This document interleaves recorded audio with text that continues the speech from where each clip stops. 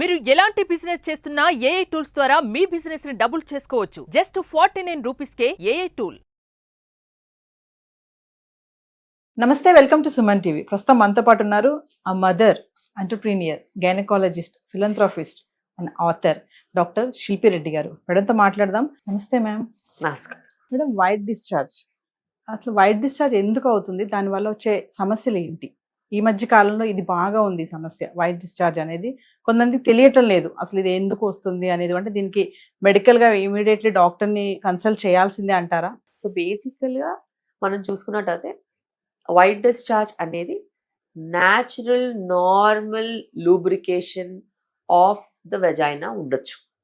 First and foremost thing అది. రకరకాల డిశ్చార్జ్లు ఉంటాయి. అయితే నేను ఇంతకు ముందు చెప్పినట్టు ఈస్ట్రోజన్, ఎగ్ ఫార్మేషన్, ఆ egg formation, oestrogen, sexual activity, ఇవన్నీ కూడాను వెజైనా నుంచి వాటరీ డిశ్చార్జ్, మ్యూకస్ లాంటి డిశ్చార్జ్, ఇట్లా తీగ లాంటి డిశ్చార్జెస్ ఇస్తాయి. ఎందుకంటే స్పర్మ్ మొటిలిటీ, లూబ్రికేషన్, ఇవన్నీ కూడా అది ఫెసిలిటేట్ చేస్తుంది. కాబట్టి once egg is released, progesterone వస్తుంది. ప్రొజెస్ట్రాన్ వచ్చాక ఈ క్లియర్ మ్యూకాయిడ్ తీగలు లాంటి డిశ్చార్జ్ పోయి కొంచెము వైటిష్ డిశ్చార్జ్ వస్తుంది. ఎందుకంటే అది ప్రొజెస్ట్రాన్ బేస్డ్ డిశ్చార్జ్. ఆ డిశ్చార్జ్ వల్ల ఎటువంటి ఇరిటేషన్ కానీ, లేకపోతే ఫౌల్ స్మెల్ కానీ, కలర్ కానీ ఏమి ఉండదు. ఇది normal oestrogen, normal progesterone discharge. వీటితో ఎవరు వచ్చినా కూడా వాళ్ళని ఎగ్జామిన్ చేసి మనం వాళ్ళకి క్లియర్గా చెప్తాం ఇది నార్మల్ అమ్మా అని. అయితే white discharge yellow, green, red, లేకపోతే కలిసిన తర్వాత ఎక్కువ అవ్వడము, లేకపోతే బ్లడ్ టింజ్డ్ డిశ్చార్జ్, లేకపోతే ఫౌల్ స్మెల్ కానీ, లేకపోతే ఎక్కువగా ఇరిటేషన్ ఉండి దురదలు వచ్చిన డిశ్చార్జ్ అవుతే అందులో ఇన్ఫెక్షన్ ఉండే ఛాన్సెస్ ఉంటాయి. అలాంటప్పుడు కూడా మనము టెస్ట్ చేయించుకోవాలి. Vaginal swab for culture. Okay. అలాగే KOH గ్రామ్ స్టెయిన్ అని కూడా ఉంటుంది. ఫంగల్ ఏదైనా ఉంటే కరెక్ట్గా మనము ఫంగల్ ఇన్ఫెక్షనా, బ్యాక్టీరియల్ ఇన్ఫెక్షనా, బ్యాక్టీరియల్ ఇన్ఫెక్షన్ అయితే ఏ బ్యాక్టీరియా, ఫంగల్ అయితే ఏం ఫంగస్, దానికి ఏ మెడిసిన్ పనిచేస్తుంది, అంత క్లియర్గా టెస్ట్ రిపోర్ట్స్ ఉంటాయి. అంత క్లియర్గానే ఆ టెస్ట్ రిపోర్ట్ ప్రకారం మెడిసిన్ వాడుకుని పార్ట్నర్ ఉన్నట్టు అయితే పార్ట్నర్ కూడా సేమ్ మెడికేషన్ వాడుకుంటే ఇంకా అది మళ్ళీ రాదు. మళ్ళీ ఎప్పుడు వస్తాయి డిశ్చార్జ్లు? ఇన్ఫెక్షన్తో మీ షుగర్స్ హై ఉన్నా, మీరు హై కార్బోహైడ్రేట్ ఫుడ్ తీసుకుంటున్నా, స్థూలకాయం లాంటి సమస్యలు ఉన్నా, డయాబెటీస్ లాంటి సమస్యలు ఉన్నా, 40+ డ్రైస్ వెజైనాస్ అవుతున్నప్పుడన్నా, పోస్ట్ డెలివరీస్ ఏదైనా ఇన్ఫెక్షన్స్ వచ్చినా, ప్రెగ్నెన్సీ టైంలో హై షుగర్స్ వల్ల డిశ్చార్జెస్ అయినా, ఇన్ఫెక్షన్స్ అయినా, ఇవన్నీ కొన్ని స్పెషల్ సిచ్యువేషన్స్లో మనకి ఇవన్నీ వచ్చే ఛాన్సెస్ ఉంటాయి.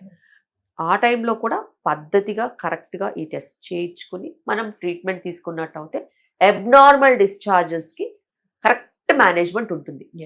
ఓవర్ ద కౌంటర్ వెళ్ళి మందులు తెచ్చుకొని వాడుకుని వెజనల్ టాబ్లెట్స్ వేసేసుకుని ఏ ఆబ్స్టిట్యూషన్ రాసిన మందులంతా టకాటకమని వాడుకుంటే కుదరదు. Those are not ethical, those are not correct.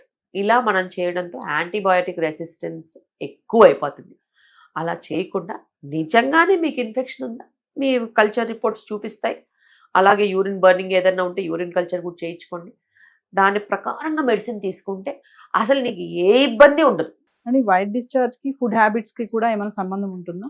White డిశ్చార్జ్కి food హ్యాబిట్స్కి సంబంధం అంటే మీరు ఎక్కువగా పిండి పదార్థాలు తినేసి షుగర్స్ అలా లేసిపోయాయి అనుకోండి, ఖచ్చితంగా ఫంగల్ ఇన్ఫెక్షన్స్ వస్తాయి. బికాస్ వెజైనాలో షుగర్స్ ఎక్కువ అయితే ఫస్ట్ ఈస్టే గ్రో అవుతుంది.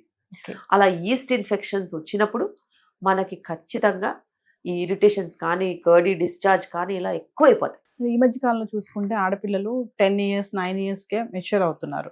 వాళ్ళకి ఈ వైట్ డిశ్చార్జ్ అనేది పెద్ద సమస్యగా ఉంది. పీరియడ్స్ కూడా ఎర్లీగా రావడము, ఎర్లీగా మెచ్యూర్ అయిన వాళ్ళకి దాన్ని ఎలా చూడొచ్చు? ఖచ్చితంగా ఏజ్ రిలేటెడ్ ఇష్యూస్ ఉంటాయి. నేను చెప్పాను అది ఎగ్ ఫార్మేషన్, ఎగ్ రిలీజ్కి ఇండికేషన్ అవుతుంది. మ్యూకాయిడ్ డిశ్చార్జ్, లేకపోతే తీగలుగా క్లియర్ డిశ్చార్జ్. అది యంగ్ ఫీమేల్స్లో ఉంటే ఖచ్చితంగా అది నార్మల్ డిశ్చార్జే. అది ఎప్పుడు తెలుసుకోవాలి? పేరెంట్స్ ఒకసారి చూపిస్తే టెస్ట్లు అయితేనే కదా తెలుస్తాయి. సో ఏది నార్మల్, ఏది అబ్నార్మల్ అనేది మనకి ఖచ్చితంగా తెలవాల్సిన అవసరం ఉంది. ఎందుకంటే చిన్న పిల్లల దగ్గర నుంచి ఎప్పుడైతే పీరియడ్ స్టార్ట్ అయిపోతాయో అప్పటి నుంచి ఎగ్ ఫార్మేషన్ స్టార్ట్ అయిపోతుంది. ఎగ్ ఫార్మేషన్ స్టార్ట్ అయిపోయింది అని అంటే డిశ్చార్జెస్ స్టార్ట్ అవుతాయి. సో అది నార్మల్ డిశ్చార్జ్ అయితే అబ్నార్మల్ డిశ్చార్జ్ అయితే ఖచ్చితంగా తెలుసుకోవాలి. అంటే వైట్ డిశ్చార్జ్ అనేది పీరియడ్స్ కి సిమ్టమా మేడం? పీరియడ్ వస్తున్న టైంలో కాదు, అలానేం కాదు. సో డిశ్చార్జెస్ టెక్స్చర్ మారుతున్నప్పుడు ఈస్ట్రోజన్ టు ప్రొజెస్ట్రాన్ ఫేజెస్ వెళ్తున్నాయని అర్థం. ప్రొజెస్ట్రాన్ ఫేజ్ స్టార్ట్ అయిన 15 days కి మళ్ళీ పీరియడ్ వస్తుందని అర్థం. అది ఇంకొక విషయం చెప్పండి. చాలా మంది మీరు అన్నారు పేరెంట్స్ కనిపెట్టాలి అనేసి. కొంతమందికి ఏంటంటే వైట్ డిశ్చార్జ్ ఇట్లా అవుతుందని పిల్లలు చెప్పగానే ఇమీడియట్లీ హాస్పిటల్కి వెళ్ళిపోతారు, మెడిసిన్స్ తెచ్చేసుకుంటారు. అది ఎంతవరకు కరెక్ట్ అంటారు? గైనకాలజిస్ట్ దగ్గరికి వెళ్తే వాళ్ళు క్లియర్గా ఎగ్జామిన్ చేస్తారు. చేసి అవసరం అనుకుంటే మెడిసిన్ ఇస్తాం, లేకపోతే ఇది నార్మల్ అని రీఅష్యూర్ చేసి ఎడ్యుకేట్ చేసి పంపిస్తాం. దీనివల్ల వచ్చే డిజీజెస్ ఏముంటాయి మేడం? ఎక్కువగా అయిపోతే మీరు అన్నారు ఇప్పుడు స్కూల్స్ లో హైజీన్, అలాగే జంక్ ఫుడ్, అలాగే పిసిఓడి, ఒబేసిటీ, స్థూలకాయ సమస్యలు ఉన్నాయి. సో వాళ్ళకి హై ఛాన్సెస్ ఆఫ్ ఇన్ఫెక్షన్స్ కూడా ఉంటాయి. ఇంకా చెప్పాలంటే మేడం మిల్కీ వైట్ డిశ్చార్జ్ అంటారు కదా, దాన్ని that is progesterone discharge. Final గా ఏం చెప్తారు మేడం? వైట్ డిశ్చార్జ్ అనేది అంటే ఒక డిజీజ్ లా చూడాలా దాన్ని, లేదంటే మీరు అన్నట్టుగా కలర్స్ చేంజెస్ అవుతాయి అన్నారు, అప్పుడు మనం ఇమీడియట్లీ గైనకాలజిస్ట్ సజెస్ట్ చేయాలి అంటే? సో బేసిక్ గా నేను ఒకటే చెప్తాను, ఇయర్లీ ప్యాప్స్మియర్ అన్ని సెక్షువల్ యాక్టివ్ ఉన్న ఉమెన్ ఇయర్లీ ప్యాప్స్మియర్ చేయించుకోవాలి. ఇయర్లీ ప్యాప్స్మియర్లో మనకి చాలా మట్టుకు సర్వైకల్ ప్రాబ్లమ్స్తో పాటు వెజనల్ ప్రాబ్లమ్స్ కూడా తెలిసిపోతాయి. నార్మల్గా ఉంటే అది నార్మల్. ఏదైనా మీకు ఇబ్బంది అనిపిస్తే డాక్టర్ దగ్గరికి వెళ్తే వివరంగా మీకు చూసి ట్రీట్మెంట్స్ అనేవి జరుగుతూ ఉంటాయి. అలాంటప్పుడు మీరు మీ బాడీ హెల్త్ అనేది మెయింటైన్ చేసుకోవాల్సిన అవసరం ఉంది. ఇన్ఫెక్షన్స్ రాకుండా జాగ్రత్తలు తీసుకోవాలి. తినే ఆహారం మీద ఖచ్చితంగా ఒక కన్నేసి ఉంచాలి. అలాగే ఇన్ఫెక్షన్ వచ్చినప్పుడు కంప్లీట్ కోర్స్ ఆఫ్ మెడికేషన్స్ తీసుకోవాలి. ఇద్దరు పార్ట్నర్స్ కూడా తీసుకోవాలి. ఇందులో ఏ జాప్యాలు ఉన్నా కూడా మనకి రికరెన్స్ ఉంటుంది.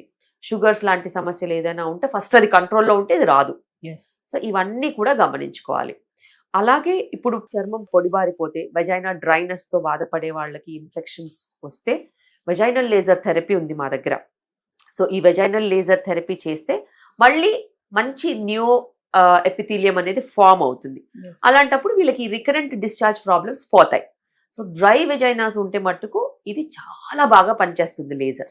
పీరియడ్స్ ఆగిపోయా కూడా వైట్ డిశ్చార్జ్ అయ్యే ఛాన్సెస్ ఉంటాయి మేడం? ఇన్ఫెక్షన్స్ వచ్చే ఛాన్సెస్ కూడా ఉంటాయి. సో పీరియడ్స్ ఆగిపోతున్నాయంటే ఈస్ట్రోజన్ వెళ్ళిపోయినప్పుడు వెజైనల్ ఎపిథీలియం అంటాము, అది డ్రై అయిపోతుంది. డ్రై అయిపోయినప్పుడు ఆ డ్రైనెస్ మీద ఇంటర్కోర్స్ లాంటి ఏదన్నా ఉంటే దాంట్లో క్రాక్స్ వచ్చి ఇన్ఫెక్షన్స్ వచ్చే ఛాన్సెస్ ఉంటాయి. అదే టైంలో ఒబెసిటీ, స్థూలకాయ సమస్యలు ఉంటే కూడా ఇన్ఫెక్షన్స్ వచ్చే ఛాన్సెస్ ఉంటాయి. సో ఆ టైంలో దాన్ని కంబ్యాట్ చేయాలంటే కొత్త వెజైనల్ ఎపిథీలియము లేజర్ థెరపీతో చాలా బాగా పనిచేస్తుంది. Thank you.